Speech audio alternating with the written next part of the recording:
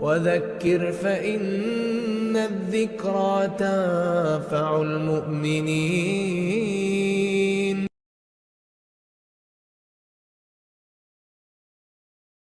الحمد لله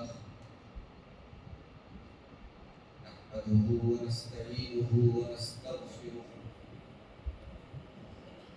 ونعوذ بالله من شرور أنفسنا ومن سيئات أعمالنا من يهده الله فلا مضل له ومن يضلل فلا هادي له وأشهد أن لا إله إلا الله وحده لا شريك له وأشهد أن محمدا عبده ورسوله. يا أيها الذين آمنوا اتقوا الله حق تقاته ولا تموتن إلا وأنتم مسلمون. يا أيها الناس اتقوا ربكم الذي خلقكم من نفس واحدة وخلق منها زوجها وبث منهما رجالا كثيرا ونساء واتقوا الله الذي تساءلون به والأرحام إن الله كان عليكم رقيبا. يا أيها الذين آمنوا اتقوا الله وقولوا قولا سديدا يصلح لكم أعمالكم ويغفر لكم ذنوبكم ومن يطع الله ورسوله فقد فاز فوزا عظيما. أما بعد فإن خير الحديث كتاب الله وخير الهدي هدي محمد صلى الله عليه وسلم وشر الأمور محدثاتها وكل محدثة بدعة وكل بدعة ضلالة وكل ضلالة في النار. أعوذ بالله من الشيطان الرجيم. بسم الله الرحمن الرحيم. المال والبنون زينة الحياة الدنيا والباقيات الصالحات خير عند ربك ثوابا وخير املا. محترم بزرگوں، نوجوان ساتھیوں، ماں اور بہنوں، پیارے بچوں، کل کی ہماری گفتگو والدین کے حقوق اور ان کے مقام و مرتبے سے ریلیٹڈ تھی. آج اس موضوع کا، اس سکے کا جو دوسرا پہلو ہے،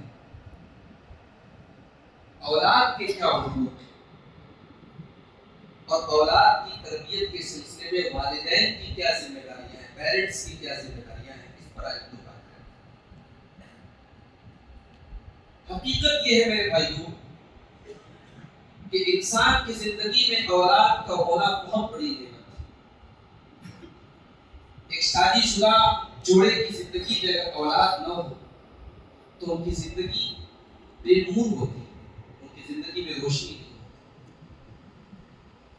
اس دنیا کے اندر جن چیزوں سے اٹریکشن ہے، جن چیزوں سے خوبصورتی ہے، اس میں سے اولاد. اسی لیے اللہ تعالیٰ نے قرآن کریم میں سورۃ الکہف میں فرمایا المال والبنون زینۃ الحیات الدنیا. مال اور اولاد تمہاری دنیا کی زندگی کی خوبصورتی ہے، زینت ہے، اٹریکشن ہے. تمہاری زندگی سے خوبصورتی نکل جائے گی مال اور اولاد کو. یہی وجہ ہے کہ اللہ تعالیٰ نے قرآن کریم کے 14ویں پارے میں سورۃ النحل میں اپنی نعمتوں کو جب گنوایا تو فرمایا کہ ہم نے تمہیں اولاد دی. وَجَعَلَ لَكُم مِّنْ أَزْوَاجِكُمْ بَنِينَ وَحَفَدَةً. ہم نے تمہاری بیویوں کو بنایا اور تمہاری بیویوں سے تم کو اولاد دی، بیٹے دیے، پوتے دیے. تو ہماری زندگیوں میں اولاد کا ہونا یہ بہت بڑی نعمت ہے میرے بھائی، اور یہ بہت بڑی آزمائش ہے. اگر آپ صاحب اولاد ہیں، اگر آپ بچوں کے باپ ہیں، اگر ایک عورت بچوں کی ماں ہے، تو وہ اس عورت کے مقابلے میں جس کے گھر میں اولاد نہیں، وہ اس انسان کے مقابلے میں جس کے گھر میں اولاد نہیں ہے اس کے گردن پر زیادہ بڑی ذمہ داری۔ جب آپ باپ بن گئے تو اب یہ اولاد ایک نعمت کے طور پہ آپ کو ملی اور ایک امتحان کے طور پہ آپ کو۔ اللہ کے پیارے نبی فرماتے ہیں کل مولود یولد علی الفطرہ، ہر بچہ جب پیدا ہوتا ہے تو فطرت پر پیدا ہوتا ہے، توحید پر پیدا ہوتا ہے۔ فَأَبَوَاهُ يُهَوِّدَانِهِ وَيُنَصِّرَانِهِ وَيُمَجِّسَانِهِ، اس کے ماں باپ اس کو یہودی بنا دیتے ہیں، اس کے ماں باپ اس کو عیسائی بنا دیتے ہیں، اس کے ماں باپ اس کو مجوسی بنا دیتے ہیں۔ كَمَا تُنْتَجُ الْبَهِيمَةُ بَهِيمَةً جَمَعًا، اے میرے صحابہ کیا تم نہیں دیکھتے کہ جانور کا جو بچہ پیدا ہوتا ہے وہ صحیح سالم پیدا ہوتا ہے؟ جب کسی جانور کے پیٹ سے بچہ پیدا ہوتا ہے صحیح سالم پیدا ہوتا ہے، دنیا میں آنے کے بعد یہ مشرک لوگ اس کا کان کاٹ دیتے ہیں، اس کی پونچھ کاٹ دیتے ہیں، اس کے ساتھ شرکیہ معاملات کرتے ہیں، اس کو عیب دار بنا دیتے ہیں۔ بچہ جانور کا بچہ جو پیدا ہوتا ہے وہ صحیح سلامت ہوتا ہے۔ دنیا کا ہر بچہ توحید پر پیدا ہوتا ہے۔ بچوں کے عقیدے کو بنانے بگاڑنے میں ماں باپ کا رول ہوتا ہے۔ اسی لیے اللہ کے پیارے نبی صلی اللہ علیہ وسلم فرماتے ہیں کلکم راع وکلکم مسئول عن رعیتہ، تم میں سے ہر انسان ذمہ دار ہے، گارجین ہے، اور جس کا وہ گارجین اس کے بارے میں قیامت کے دن اس سے سوال کیا جائے گا۔ فالرجل راع علی اہل بیتہ، مرد اپنے گھر والوں کے اوپر ذمہ دار ہے، مرد اپنے فیملی والوں کے اوپر ذمہ دار ہے، اس کا حساب اس سے لیا جائے گا۔ والمرأة راعیۃ علی بیت زوجها، اور گھر کے اندر انٹرنل معاملات میں بیٹیوں کا معاملہ ہے، بہوؤں کا معاملہ ہے، گھر کے اندرونی معاملات کے بارے میں عورت ذمہ دار ہے، اس سے پوچھا جائے گا۔ اگر آپ کے گھر میں دین نہیں ہے، آپ کے گھر میں بے پردگی ہے، آپ کے گھر میں بے حیائی ہے، اور بوڑھی ماں بیچاری رات میں سجدے کرتی ہے، تہجد پڑھتی ہے، اللہ کے وہ سوال سے بچ جاتا ہے، سوال نہیں ہوگا اس سے۔ بہت بڑی ذمہ داری ہے، آسان نہیں ہے ماں باپ بننا۔ اگر آپ ماں باپ ہیں تو اس امتحان کے لیے ہوتا ہے۔ اسی لیے ہماری شریعت ہم سے یہ کہتی ہے کہ اپنے بچوں کی تربیت کے لیے وقت نکالو۔ آج ہمارے پاس سب سے بڑی پرابلم کیا ہے کہ آج جو ہمارے بچے بگڑ رہے ہیں، یہ جو جنریشن گیپ ہو گیا، یہ بچوں اور ان کے بڑوں کے بیچ میں جو خلا ہو گیا، جو گیپ ہو گیا، یہ بہت بڑی وجہ ہے اس کی۔ ٹائم نہیں ہے پیرنٹس کے پاس۔ معاف کیجیے گا، آج ہمارے بچے یوٹیوب سے کر رہے ہیں۔ بچہ کھانا نہیں کھا رہا، ہمارے موبائل دے دیا، بچہ یوٹیوب کا ویڈیو دیکھ رہا ہے، کھانا کھا رہا ہے۔ یہ عادت کس نے بگاڑی؟ آپ نے۔ بچوں کی ہر ضد آپ نے پوری کی، کل وہ بچہ ناجائز ضد کرنے لگا، بڑا ہو گیا ناجائز مطالبے کرنے لگا، آپ کو پورا کرنا پڑے گا، آپ کو ہتھیار ڈالنا پڑے گا۔ اسی لیے اللہ کے نبی نے اولاد کی تربیت میں نرمی اور گرمی دونوں کو آپ نے فرمایا وَلَا تَرْفَعْ عَصَاكَ عَنْهُمْ أَدَبًا، اپنی لاٹھی کو، اپنے عصا کو اٹھا کے رکھ مت دو اپنے بچوں کی تربیت کے سلسلے میں۔ سختی کی ضرورت پڑے تو سختی بھی کرو۔ نماز کے بارے میں فرمایا جب تمہارے بچے 7 سال کے ہو جائیں نماز کا حکم دو، اور جب 10 سال کے ہو جائیں اور نماز نہ پڑھے تو ان کی پٹائی کرو۔ پٹائی نہیں کر سکتے 10 سال۔ آج تو حالات یہ ہے، کسی شاعر نے کہا کہ سنبھل کر گفتگو کرنا بزرگوں، سنبھل کر گفتگو کرنا بزرگوں، کہ اب بچے پلٹ کر بولتے ہیں۔ وہ دور ختم ہو گیا جب آپ کے بچے کوئی بزرگ محلے کا کھڑا ہو کے نصیحت کرتا تھا تو بچے سب جھکا کے سن لیتے۔ اب بڑے میاں کو بچہ ایسا جواب دے گا کہ بڑے میاں نصیحت کرنا چھوڑ۔ اور یہ ہے میرے بچے، ٹیکنالوجی نے ہمارے بچوں کو وقت کے پہلے بالغ بنا دیا، میچور بنا دیا۔ اس لیے ہمیں ٹائم دینا پڑے۔ اور یہ بات یاد رکھو، اسکول بھیج کر کے آپ کے بچے، مدرسے بھیج کر کے آپ کے بچے تربیت نہیں حاصل کرنا۔ آپ کو خود اپنے آپ کو اپنے بچوں کے لیے قربان کرنا پڑے۔ یا تو آپ دنیا کما لیں، دنیا بنا لیں، یا اپنے بچوں کی صحیح تربیت۔ اگر آپ اپنی دنیا اور دنیا کے کاروبار اور دنیا کے بزنس اور دنیا کی جاب کے پیچھے اتنے بزی ہیں کہ اپنے بچوں کی تربیت کے لیے وقت نہیں نکال پاتے ہیں، تو یہ بزنس، یہ کاروبار، یہ دولت ایک دن آپ کے لیے بربادی کا سبب بن جائے گا۔ قرآن کریم میں اللہ تعالیٰ نے ایک سورت نازل کی، سورہ لقمان۔ آپ جانتے ہیں لقمان کون تھے؟ لقمان کوئی پیغمبر نہیں تھے، لقمان کوئی نبی نہیں تھے، لقمان اللہ کے ایک نیک بندے تھے۔ اللہ کے ایک بندے کے نام پہ قرآن کی سورت کا نام پڑ گیا، کیوں بھائی؟ کیا خاص بات ہوئی؟ چلیے قرآن اٹھاتے ہیں، سورہ لقمان میں دیکھتے ہیں کیا خاص بات ہے لقمان پہ۔ وَلَقَدْ آتَيْنَا لُقْمَانَ الْحِكْمَةَ أَنِ اشْكُرْ لِلَّهِ، ہم نے لقمان کو حکمت والا بنایا تھا، ان کو جینیس بنایا تھا، ان کو انٹیلیجنٹ بنایا تھا، ان کو وزڈم دی تھی، ان کو ہم نے صحیح بنایا تھا، حکمت والا بنایا تھا۔ اے اللہ، اس بات کا کیا ثبوت ہے کہ لقمان حکمت والے تھے، لقمان انٹیلیجنٹ تھے، لقمان جینیس تھے؟ اللہ فرماتا ہے وَإِذْ قَالَ لُقْمَانُ لِابْنِهِ وَهُوَ يَعِظُهُ يَا بُنَيَّ لَا تُشْرِكْ بِاللَّهِ۔ لقمان اس لیے حکمت والے تھے کہ لقمان نے اپنے بیٹے کو اتنی قیمتی نصیحتیں، اب میں ان نصیحتوں پر اعتراض نہیں کروں گا، آپ چاہیے قرآن کو پڑھیے کہ لقمان نے کیا کیا نصیحتیں، وہ پورا ایک ٹاپک ہے، اس کے لیے پورا ایک الگ طرف سے، یعنی ایک اللہ کے نیک بندے نے اپنے بچے کو نصیحتیں کی تو قرآن کریم نے وہ نصیحتوں کو اللہ تعالیٰ نے قرآن کا حصہ بنا دیا۔ یعنی باپ اپنے بچوں کو نصیحت کرے یہ اللہ کی نظر میں اتنی امپورٹنٹ بات ہے۔ اپنے بچوں کو آپ اور ماں اور آپ کتنی نصیحت کریں، اپنے بچوں کی تربیت اور کتنا قائم کریں۔ اور ایک بات اور یاد رکھیے، اولاد کی تربیت کرنے سے پہلے ہمیں اپنی تربیت کریں۔ اولاد کو نیک بنانے سے پہلے ہمیں خود نیک بننا پڑے، اولاد کو نمازی بنانے سے پہلے ہمیں خود نماز کی پابندی کرنا۔ بچی کو پردہ والی بنانے کے لیے ماں کا پردہ والا ہونا ضروری ہے، بیٹی کو پاک باز بنانے کے لیے ماں کا پاک باز ہونا ضروری ہے۔ پہلے ہمیں اپنے کردار اور اپنے کیریکٹر کو سنبھالنا ہے۔ قرآن کریم میں اللہ تعالیٰ نے حضرت موسیٰ اور حضرت خضر کا واقعہ بیان کیا۔ یہ دونوں نبی ہیں، جا رہے راستے میں ایک گاؤں پڑا، گاؤں والے بڑے کنجوس تھے، مہمان نوازی نہیں کرتے تھے۔ آج بھی اگر کوئی مہمان نوازی نہ کرے کسی علاقے میں تو یہ بڑی گھٹیا بات مانی ہے۔ اسلام تو چھوڑو، انسانی جو اخلاق ہیں، جو انسانی ایٹیکیٹس ہیں، جو انسانی مینرز ہیں، اس میں سے ایک مہمان نوازی۔ اب یہ دونوں پیغمبر ہیں، نبی ہیں دونوں، یہ دونوں پہنچے اور بھوکے تھے، انہوں نے کھانا مانگا۔ بستی والے بڑا بھی کنجوس تھے، انہوں نے کہا کہ ہمارے پاس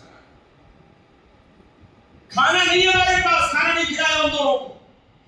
اگر آج آپ کی بڑی بڑی بلڈنگوں کے باوجود اور آپ کے گھر میں دولت کی تیل کے باوجود اگر آپ کے گھر میں آنے والے مہمان کے لیے آپ کے کچن میں کھانا نہیں ہے تو لعنت ہے ایسی دولت پر، اور لعنت ہے ایسی لگژری لائف پر، اور لعنت ہے ایسی لائف اسٹائل۔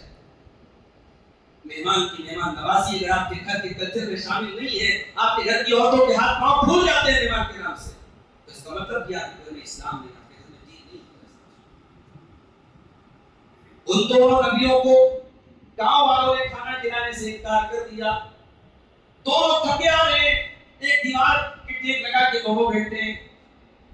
دونوں نے دیکھا فوجدا فیہا جدارا یرید ان ينقض فاقام، دونوں نے دیکھا کہ مکان کی دیوار بالکل گرنے والی ہے، ٹیڑھی ہو چکی ہے، گرنے والی ہے۔ حضرت خضر اٹھے اور انہوں نے اس دیوار کو سیدھا کر دیا۔ حضرت خضر باڈی بلڈر آدمی تھے، فزیکلی مضبوط آدمی تھے، کھڑے ہو کے انہوں نے دیوار کو ٹھیک کر دیا۔ میرے نوجوانوں، گٹکھا کھانے والا دیوار کو نہیں ٹھیک کرتا، معاف کیجیے، یہ جو گٹکھا کھانے والے ہیں، یہ جو بالکل جو ہے جس میں جان ہے نہ بدن میں طاقت ہے، کوئی ایک پھیٹ مار دے تو بیٹھ جائے وہیں پہ، یہ ان کے بس کا نہیں ہے۔ نبیوں سے سیکھو، نبیوں نے اپنے آپ کو جسمانی طور پر بنا دیا۔ حضرت خضر نے دیوار کو ٹھیک کر دیا۔ حضرت موسیٰ کو بڑا غصہ آیا، موسیٰ علیہ السلام تو جلدی تھے۔ قال لو شئت لاتخذت علیہ اجرا، کہا ہے خضر آپ کو یہ دیوار ٹھیک کرنے کے پہلے پیسہ لے لینا چاہیے۔ پتہ یہ چلا کہ فری آف کاسٹ کام کرنا بہت اچھی بات ہے، والنٹیری خدمت کرنا بہت اچھی بات ہے، مگر ہر انسان اس لائق نہیں اس کا کام فری میں کرے، ہر جگہ کام فری میں نہیں کرنا چاہیے، سامنے والے کی نیت بھی تو ہونی چاہیے۔ حضرت موسیٰ نے کہا کہ آپ کو پیسہ لے لینا چاہیے تھا اور اس کے بعد یہ دیوار ٹھیک کرنی تھی۔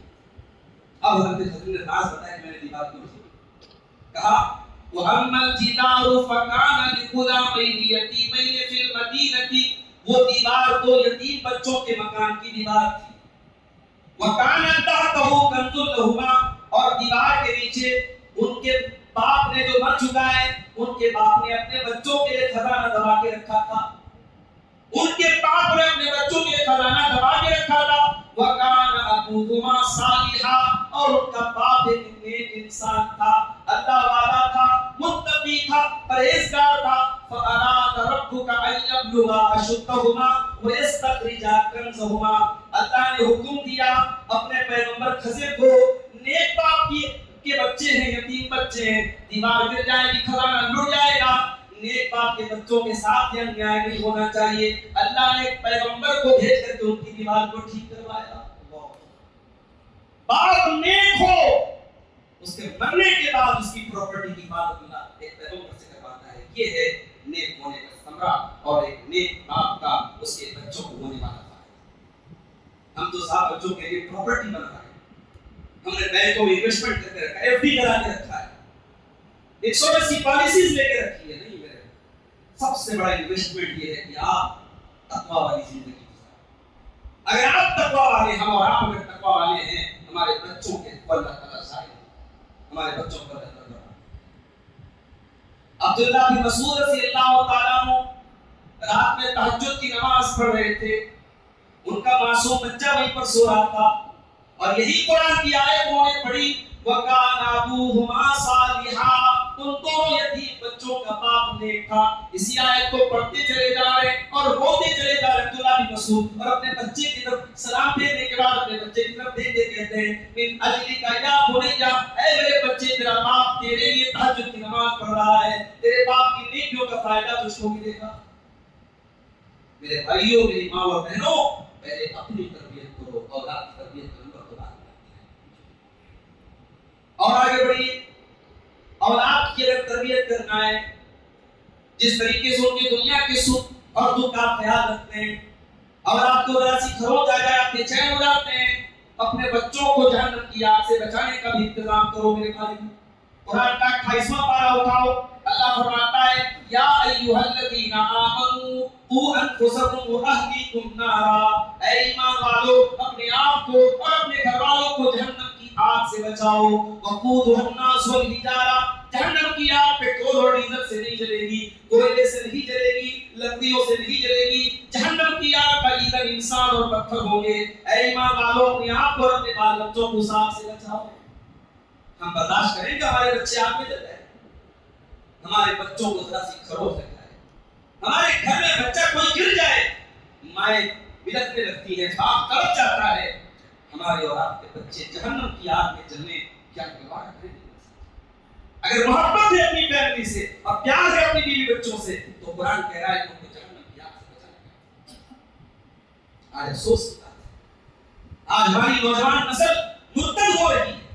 मुसलमान के घर में नौजवान लड़कियां वो जो है इर्तिदाद के रास्ते पे जा रही है, और बाप को कोई फर्क नहीं पड़ता, माँ को कोई फर्क नहीं पड़ता। और इस आयत की तफसीर में हजरत अली ने क्या कहा, अपने बाल बच्चों को जहन्नम की आग से कैसे बचाएं? हजरत अली ने कहा, तअल्लिमूहुम व अद्दिबूहुम, अपने घर वालों को, अपने बाल बच्चों को तालीम दो, इल्म दीन सिखाओ। आज हमारे बच्चों को दीन की बेसिक नॉलेज नहीं, नमाज की कॉमन दुआओं को नहीं मालूम है, जनाजे की नमाज आप पूछ ले, एक तरफ से कितने लोगों को जनाजे की नमाज याद ही नहीं हो, और याद है तो माना और मतलब तो बहुत मुश्किल है कि किसी को जनाजे की नमाज पढ़ा। फजर की नमाज में नमाज में पढ़ी जाने वाली दुआओं की तशरीह की कितने लोग हमें से हैं जो दुआओं का मतलब नहीं जानते, बरसों से दुआएं दुरूद पढ़ते चले आ रहे हैं, वितर की नमाज में दुआएं कुल कितनी प्यारी दुआ है, अगर इसके माना और मतलब को समझते हुए आप पढ़ें तो अंदर से रूह कांप जाएगा कि क्या हम दुआ मांगते हैं। अल्लाहुम्मा अहदिना फीमन हदैत वाफिना फीमन आफैत वतवल्लना फीमन तवल्लैत। ऐ अल्लाह, हमें उन लोगों में हिदायत दे दे जिनको तूने हिदायत दी, अपने हिदायत याफ्ता बंदों में शामिल कर दे, और हमें भी अपने उन बंदों में हमें शामिल कर दे जिन्हें तूने आफियत दे दी, और हमें भी आफियत दे। वतवल्लना फीमन तवल्लैत, ऐ अल्लाह, तू हमें दोस्त बना दे, अपने उन बंदों में शामिल फरमा दे जिन्हें तूने दोस्त बनाया। वबारिक लना फीमा आतैत, और अल्लाह तू जो हमको दे उसमें बरकत अता फरमा। तो तेरी शर बना कर दे, और अल्लाह अपने फैसलों के शर से तू हमें बचा। ये दुआए दुरूद का माना और मतलब है, हमें से कितने लोगों को मालूम है दीन का इल्म सिखाओ। आज रमजान का महीना चल रहा है, ہماری عورتوں کو روزے کے بڑے موٹے موٹے مسائل ان کو معلوم ہے، ان کے جو مخصوص مسائل ہے پیریڈ وغیرہ سے لے کر معلوم، وہ پوچھنا بھی نہیں چاہتی، شرماتی ہے، کوئی بتانے والا نہیں، کوئی ان کے گھر میں رہنمائی کرنے والا نہیں۔ اپنے بچوں کی آخرت بنانے کے لیے جو نالج ضروری ہے، جو علم ضروری ہے، وہ سکھاؤ۔ اور سب سے پہلے بچوں کی توحید، بچوں کا عقیدہ، یہ سب سے امپورٹنٹ ہے۔ حضرت لقمان اپنے بچے کو سب سے پہلے کیا نصیحت کرتے ہیں؟ یا بنی لا تشرک باللہ، اے میرے بچے تو اللہ کے ساتھ کبھی شرک نہ کرنا، ان الشرک لظلم عظیم، دنیا کا سب سے بڑا پاپ شرک ہے۔ اس کو اپنے بچوں کی گھٹی میں ڈال دو تو کہیں چلے جاؤ، ہمارے بچے دنیا کے کسی کونے میں چلے جائیں، ان کے عقیدے کو کوئی نہیں بگاڑ نہ سکے، یہ تربیت ہوگا۔ حضرت ابراہیم علیہ السلام دعا کرتے ہیں وَجُنُوبَنِي وَبَنِيَّ أَن نَعْبُدَ الْأَصْنَامَ، اے اللہ مجھے اور میرے بچوں کو تو بت پرستی سے بچانا، شرک سے بچانا۔ اگر ابراہیم کو اپنے بچوں کے عقیدے کی فکر ہے تو ہمیں اور آپ کو تو اور زیادہ ہونی چاہیے میرے ساتھ۔ قرآن کا پہلا پارہ اٹھاؤ، یعقوب علیہ السلام کا آخری ٹائم میں، یعقوب علیہ السلام کے 12 بیٹے ہیں، انہی 12 بیٹوں کو بنی اسرائیل کہا جاتا ہے۔ یعقوب علیہ السلام کے 12 بیٹے، انتقال کا ٹائم ہے، 12 بیٹے اپنے باپ کو گھیر کے کھڑے ہیں۔ ہمارے بیچ میں کسی باپ کے انتقال کا ٹائم ہو، بچے باپ کی پراپرٹی کا سوال کرتے ہیں، باپ بچوں کو پراپرٹی کے بارے میں، زمین کے بارے میں، جائیداد کے بارے میں بتاتا ہے۔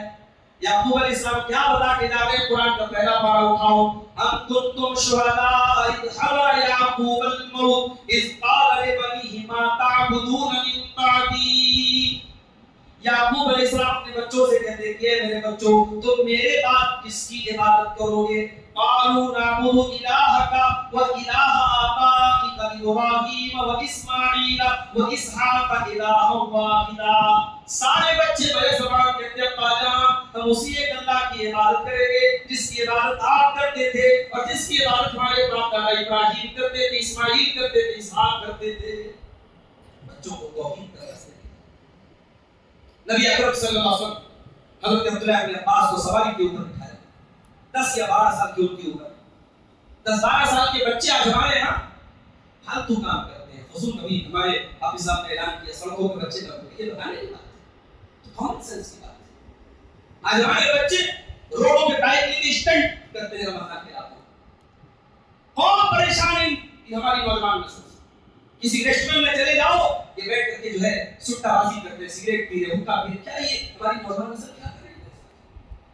12 سال کا بچہ نبی کے چچا کا بیٹا ہے، کزن ہے نبی کا، اور یہ وہ بچہ ہے جو رات کو اٹھ کر کے اللہ کے نبی کو وضو کا پانی لا کر کے دے دیا کرتا ہے۔ یہ وہ بچہ ہے جس کے لیے تہجد کے ٹائم نبی نے دعائیں کی تھی، اللہم علمہ القرآن، اے اللہ اس بچے کو قرآن کا عالم بنا دے۔ نبی تہجد کے ٹائم کسی کے لیے دعا کر دیا، اللہ نے وہ دعا ایسی قبول کی۔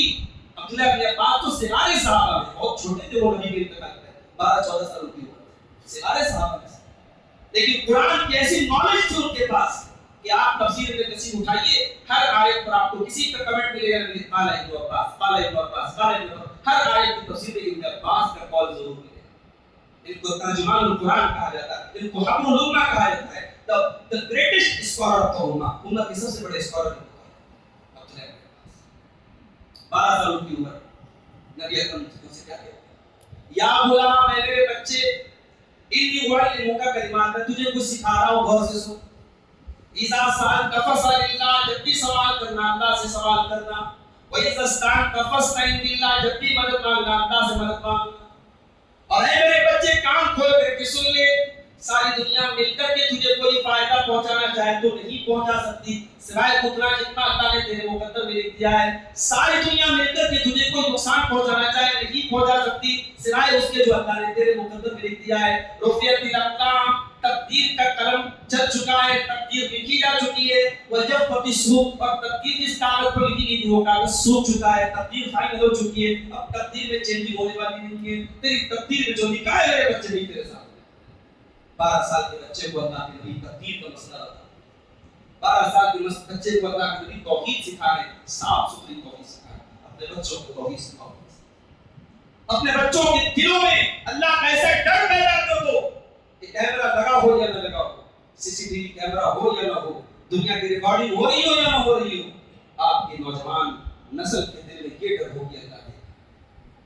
حضرت لقمان اپنے بچے کو یہ بھی نصیحت کرتے ہیں، یا بنی انہا ان تک مثقال حبۃ من خردل فتکن فی صخرۃ او فی السماوات او فی الارض یأتی بها اللہ۔ اے میرے بچے، رائی کے دانے کے برابر بھی اگر کوئی چیز ہوگی اللہ سامنے لے آئے گا، سامنے لے آئے گا اللہ تعالیٰ۔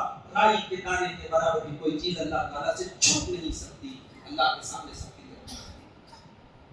میرے بھائیوں، اولاد کی تربیت کے سلسلے میں خاص بات یہ ہے، بچہ پیدا ہو 7 بجے اس کا عقیقہ کیا، بہت مجبوری ہے، کوئی واقعی میں مجبوری ہے تب 7 دن کو کراس کیا ہے، ورنہ کوشش یہ کی جائے کہ 7 دن عقیقہ کیا، اور بچے کا بہترین نام رکھا ہے۔ انٹرنیٹ یہ نام رکھنے کا آتھینٹک سورس ہے۔ ایک صاحب نے اپنی بچی کا نام رکھا آویہ، مطلب مجھے آویہ کا کیا مطلب ہے؟ آویہ جہنم کی ایک آدمی ہے۔ ایک صاحب نے اپنی بچی کا نام رکھا ہنج۔ کسی نے پوچھا بھائی ہنج کہاں سے رکھا؟ قرآن میں لکھا ہے۔ میں نے کہا کہاں لکھا ہے؟ کہا کہ تیسرے پارے میں وَهَدَيْنَا النَّجْدَيْنِ۔ تو قرآن میں تو ابلیس کا نام دیا ہے، قرآن میں سے دیکھ کے آپ نام رکھتے ہیں۔ تو نام آپ کسی عالم سے، کسی جانکار سے جس کو عربی آتی ہے اس سے پوچھ کر رکھو۔ انٹرنیٹ پر عجیب و غریب معنی بہت سارے ناموں کے، ترکی نام، ترکی تھوڑی ہم لوگوں کو آتی ہے، اس میں جو انٹرنیٹ پہ لکھا ہے کہ ترکی نام ہے، اس کا ایک مطلب میں نام رکھ دیا۔ جیسے یہ سیریل وغیرہ ہے، ترکی سیریل، بہت سارے نام رکھے جانے لگے، ترکی سیریلوں کے ہیرو اور ہیروئنوں کے نام۔ تو نام کا بڑا اثر ہوتا ہے، اللہ کے نبی نے بہت سارے صحابہ کے نام رکھے تھے، نام اچھے رکھے۔ بہترین نام عبداللہ اور عبدالرحمن، جس نام میں اللہ تعالیٰ کی صفت شامل ہو، آپ لگا دیجیے اور اللہ کی صفت لگا دیجیے۔ ایک سے ایک اللہ تعالیٰ کے نام، عبد المہیمن، یہ نام بہت کم سنا ہوگا، اللہ کی ایک صفت ہے مہیمن، عبد المہیمن نام رکھ دیجیے، عبد المؤمن نام رکھ دیجیے، اللہ کی کسی بھی صفت کے آگے عبد لگا دیجیے۔ یا نبیوں کے نام پر، صحابہ کے نام پر، اپنے بچوں کے نام رکھ دیجیے۔ ایک صحابی ہے اسیری، اسیری بہت پیارا نام، اسیری ایک صحابی تھے جو ایمان لاتے ہی اللہ کے نام میں شہید ہو گئے، ایک ٹائم کی نماز نہیں پڑھی اور شہید ہو گئے، ان کا نام حسین تھا۔ حسین بہت اچھا نام رکھے۔ بچے جوان ہو جائیں، وقت پر ان کی شادی، اس انتظار میں رکھیں گے کہ آپ کی بچی، آپ کا بچہ وہ آپ سے کہے تب آپ کو ضرورت محسوس ہو۔ بچے جوان ہو جائیں، اچھا رشتہ لے کر کے شادی کریں، اور رشتوں میں دینداری کو ترجیح دیجیے۔ یہ برادری اور یہ ذات پات اور یہ اسٹیٹس اور یہ بلڈنگ اور یہ مقام و مرتبہ، یہ سب کو سائڈ رکھیے، اپنی کنڈیشن کو تھوڑا سائڈ کیجئے، دینداری کو سب سے اوپر رکھیے، دیندار رشتہ ملے بسم اللہ کیجئے اور شادی کیجئے، اپنے بچوں کی وقت پر شادی۔ اللہ کے پیارے نبی فرماتے ہیں اذا خطب الیکم ممن ترضون دینہ وخلقہ فزوجوہ، جب تمہاری بچیوں کے لیے ایسا رشتہ آ جائے جو لڑکا دیندار ہے، بااخلاق ہے، فزوجوہ، تو تم نکاح کر دو۔ الا تفعلوا، اگر تم ایسا نہیں کرو گے تکن فتنۃ فی الارض، تو زمین کے اندر فتنہ پھیل جائے گا، فساد پھیل جائے گا۔ فساد پھیل چکا ہے آج، ماں باپ بچوں کی وقت پر شادی نہیں کرتے، اس کے بہت سارے ریزنس ہیں، اس پر بھی انشاءاللہ ہم ایک گفتگو کریں گے۔ ہمارے یہاں شادی بیاہ میں رسم و رواج کی لمبی چوڑی نہیں، اس نے آج جینا حرام کر دیا، نکاح مشکل ہو گیا، زنا آسان ہو گیا، اپنے بچوں کا نکاح آسان ہو گیا، اپنے بچوں کی وقت پر شادی کرو۔ کتنی لڑکیاں ہیں شادی کی عمر نکل جاتی ہے، ماں باپ کی ضد کی وجہ سے بیچاری بیٹھی رہ جاتی ہے، بچیاں تو شرمیلی ہوگی، وہ تو نہیں کہہ سکتی، بچے تو کہہ رہے تھے باپ کے سامنے، بچیاں نہیں کہہ، ان کی عمر نکل رہی ہے، ان کی جوانی برباد ہو رہی ہے، اور ماں باپ کو اس بات کا احساس نہیں، وہ تو اپنے غرور، اپنی انا اور اپنے جو ہے اپنے ایگو کے پیچھے پڑے، اپنی ایگو کو قربان کر دو، اپنے بچوں کی خوشی کے لیے۔ اچھا رشتہ ہے، لبیک ہے، بچوں کے درمیان عقد کرو گے، 5 بیٹے ہیں، محبت کسی سے زیادہ کسی سے کم ہو سکتا ہے، کسی ایک بیٹے سے محبت زیادہ ہے ہو سکتا ہے، مگر آپ حقوق میں کوئی ڈسکریمنیشن نہیں کریں، حقوق میں برابری کریں۔ نبی اکرم کے پاس ایک صحابی آئے، حضرت بشیر رضی اللہ عنہ، انہوں نے کہا کہ اللہ کے نبی، میں اپنے بیٹے نعمان کو ایک کھجوروں کا باغ دینا چاہتا ہوں، اور میں چاہتا ہوں کہ اس ہبہ کے اوپر میں آپ کو گواہ بناؤں۔ نبی اکرم نے پوچھا کہ کیا اور بھی بیٹے ہیں آپ کے؟ کہا کہ ہاں اللہ کے نبی اور بھی بیٹے۔ آپ نے کہا سب کو دیا ہے؟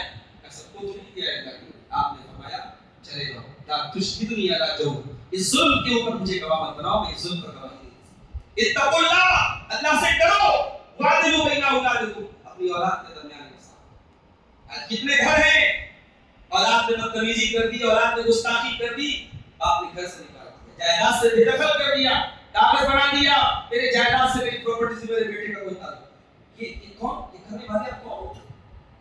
اگر آپ کا بیٹا ہے تو آپ تو وارث ہے، آپ اپنی پراپرٹی سے اس کو بے دخل کرنے والے کون ہوتے ہیں؟ اولاد کے ساتھ انصاف۔ اور یہ میں بچوں سے بھی کہتا ہوں کہ ماں باپ کی طرف سے اگر آپ کے ساتھ ناانصافی ہو جائے تب بھی ماں باپ کے ساتھ اس میں سلوک کرتے رہو، ان کے حقوق ادا کرتے رہو۔ اور ماں باپ سے کہنا چاہوں گا کہ اگر بچے کچھ غلط کر رہے ہیں ان کے عمل کو اللہ کے حوالے کر دو، ان کو جو ان کا حق ہے وہ دے دو، حق دینے میں بتائیے۔ اور آخری چیز یہ ہے میرے ساتھ، ہم جتنی بھی محنت کرنے کی کوشش کریں، دل و مالک تو اللہ۔ کیا نوح علیہ السلام نے اپنے بچے کی تربیت میں کوئی کمی تھی؟ کیا نوح علیہ السلام کی تربیت میں کوئی کمی تھی؟ مگر نوح علیہ السلام کا بیٹا اپنے باپ کی کشتی پہ سوار ہوا، کشتی بن گئی، کشتی پہ حضرت نوح علیہ السلام نے اپنے فیملی کے لوگوں کو، ایمان والوں کو جب سوار کیا، ان کا ایک بیٹا بھی کھایا ان کے ساتھ۔ حضرت نوح علیہ السلام نے کہا کہ یا بنی ارکب معنا ہے، بچے آ جا کشتی پہ آ جا۔ اس نے کہا کہ نہیں مجھے ضرورت نہیں ہے، سعی الی جبل یعصمنی من الماء، ابا جان میں پہاڑ پہ چلا جاؤں گا، پانی آئے گا، طوفان آئے گا، پہاڑ پہ چلا جاؤں گا، آپ نہیں چلا۔ حضرت نوح علیہ السلام سمجھاتے رہے، بیٹا نہیں مانا، ڈوب گیا، برباد ہو گیا، جہنمی ہو گیا۔ نوح علیہ السلام اللہ کی بارگاہ میں ہاتھ اٹھا کے دعا کرتے ہیں، اللہ ان ابنی من اہلی، میرا بیٹا میرے پریوار میں سے، میرے اہل و عیال میں سے، اے اللہ تو نے وعدہ کیا تھا تو میرے اہل و عیال کو بچائے گا، میرا بیٹا تو ڈوب گیا، اللہ تیرا وعدہ کھا گیا۔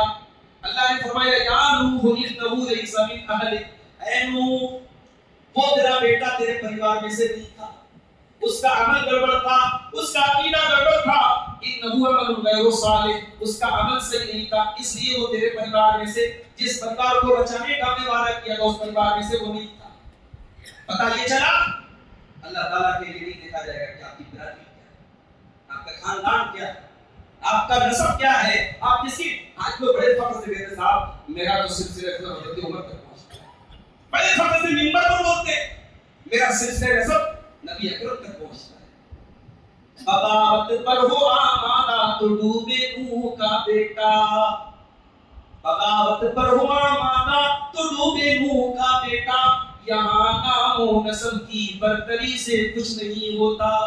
آپ کا سر نعمت اللہ تعالیٰ کا ہے، آپ کی کاشت، آپ کی برادری اللہ کا ہے، آپ کا ایمان، آپ کا عمل اللہ تعالیٰ کیا ہوتا ہے۔ تو دعائیں کرو اولاد کے حق میں، دو دعائیں میں سکھا رہا ہوں، اس کو یاد کرو۔ ایک دعا آپ کو ملے گی قرآن کے 19ویں پارے میں سے ہوتا ہے، ربنا هب لنا من ازواجنا وذرياتنا قرة اعين واجعلنا للمتقين اماما۔ پروردگار ہمارے بیوی بچوں کو ہماری آنکھوں کی ٹھنڈک بنا، ہمارے بیوی بچوں کو ہماری آنکھوں کی ٹھنڈک بنا دے۔ ایک نیک باپ کے بچے اس کی آنکھوں کی ٹھنڈک کب بنے؟ بیٹا عالم بن جائے، بیٹا حافظ بن جائے، بیٹا نماز میں صف اول میں شامل ہونے والا بن جائے، بیٹا علماء کی خدمت کرنے والا بن جائے، بیٹا دین کی خدمت کرنے والا بن جائے، بیٹا اللہ کی راہ میں صدقہ خیرات کرنے والا بن جائے۔ ایسا بیٹا باپ کی آنکھوں کی ٹھنڈک، اے اللہ میرے ہمارے بیوی بچوں کو ہماری آنکھوں کی ٹھنڈک بنا دے، وَاجْعَلْنَا لِلْمُتَّقِينَ إِمَامًا، اور اے اللہ ہمیں متقیوں کا امام بنا دے۔ یہ بہت پیاری دعا ہے۔